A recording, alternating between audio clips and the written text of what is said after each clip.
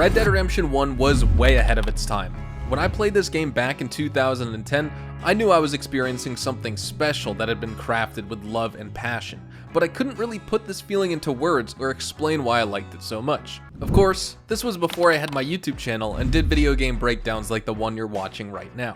So, what made Red Dead Redemption stand out in a late 2000s market saturated with dozens of cinematic open-world action games from other studios? And why is its storytelling still relevant today, 14 years later? The answer to these questions lie in the deceptively simple nature of Red Dead Redemption 1's core themes. This is a game about honor, loyalty, friendship, love, sacrifice, and ultimately, redemption.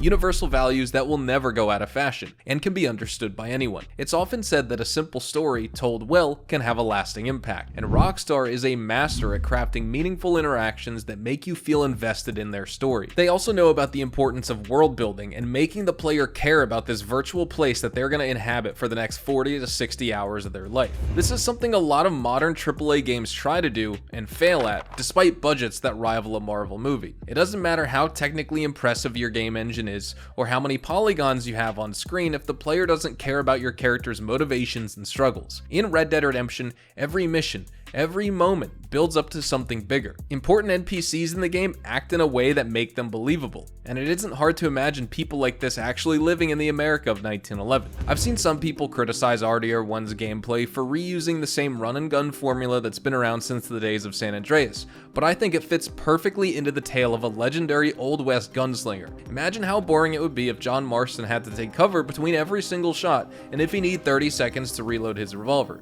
Realism doesn't necessarily translate into fun gameplay, and Rockstar understands this. Red Dead Redemption is a love letter to westerns, so it does make sense that my character feels like Clint Eastwood, rather than Joel from The Last of Us, and that's one of the many reasons I love this game. It's serious when it needs to be, without compromising on fun. Once again, this is something a lot of modern games struggle with. They're either mindless shooting fests with dick and fart jokes, or they take themselves way too seriously and turn it into a tedious slog full of pretty mocap crying scenes. When it was new, Red Dead Redemption looked better than any other game on the market. It had a massive yet densely populated open world filled with meaningful activities and interesting NPC interactions. Despite half the game being set in a literal desert, you can't ride more than 100 yards without running into someone or something. In today's video, I'll try my best to explain how Rockstar managed this monumental feat and why Red Dead Redemption 1's gameplay and story still hold up to this day.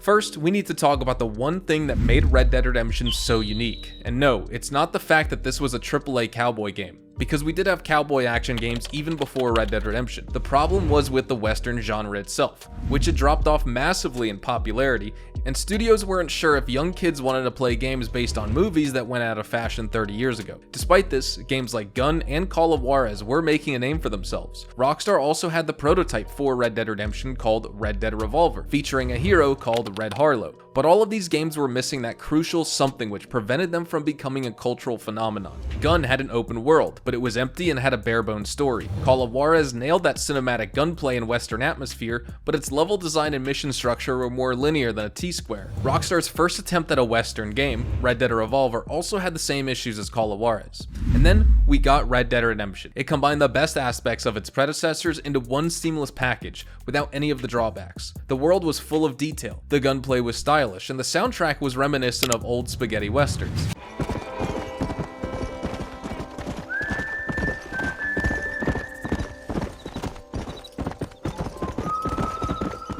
This was the Wild West game that we'd been waiting for since a very long time. Red Dead Redemption was a paradigm shift, and it would remain at the top until 2018, when it was finally dethroned by its successor, Red Dead Redemption 2. The reason Red Dead Redemption 1 sold over 11 million copies in less than 2 years is because Rockstar knew their audience. By the late 2000s, people were tired of old-fashioned westerns with black and gray morality in which the good guy shoots the bad guy and everyone goes home happy. If Red Dead Redemption went with something similar, it would have bombed. Instead of rehashing the same cliched tropes we were all familiar with in the past, Red Dead Redemption 1 went with a deconstructionist narrative. This automatically sets it apart from other open-world action games of that era. RDR1's story isn't about an outlaw becoming a legend or going on some vengeance-fueled rampage. It's about a broken man confronting his past, about how life catches up to all of us no matter who we are. Through John Marston's eyes, we see the West abandoning lawlessness and chaos to enter a more civilized and prosperous age. But this transition also involved a lot of bloodshed. We see members of John's old gang struggling to accept this new world as they're comforted by the consequences of their past actions. What truly sells all of this is the excellent dialogue and voice acting in every single scene. The art design is also stellar, achieving a nice balance between historical reality and style. There are so many iconic moments too, like the first time you travel across the border into Mexico with Jose Gonzalez's Far Away playing in the background. It's so far away. Or the mission in which you march on Dutch's hideout with the US Army. Next, I'd like to talk about some of the things from Red Dead Redemption that have aged really well. First off, the visuals. They're gorgeous, with each landscape rendered in amazing detail. The flora and fauna are also a standout feature in this game, and I can't imagine how long the devs spent on creating unique assets for each biome. The deserts, forests, mountains, rivers, and towns all have separate color palettes and instantly recognizable features. You feel like you're in an actual living, breathing world and not just a set built for a video game. I also love this game's multiplayer. It has some really fun modes that I still enjoy playing to this day, like Grab the Bag, Hold Your Own, Gold Rush, and Stronghold. Undead Overrun was also awesome. Basically, Call of Duty zombies in a Western setting. As for the open world, it isn't some giant barren landscape that's large for the sake of being large. It's alive, teeming with wildlife, random encounters, valuable NPCs, and all kinds of activities. You can hunt animals to complete challenges, get into duels, gamble, rob trains, set up camp, collect bounties, and invade gang hideouts to find cool new weapons. The music in this game elevates the overall experience and turns it into a true spaghetti western. The game is constantly tracking your actions and playing the appropriate ambient track. When you're in a gunfight, it feels like the most epic gunfight of all time.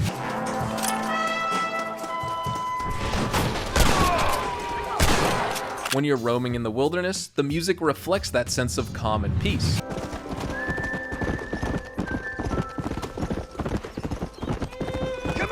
It makes you feel like you're in a place that's both familiar, yet magnificent and full of adventure.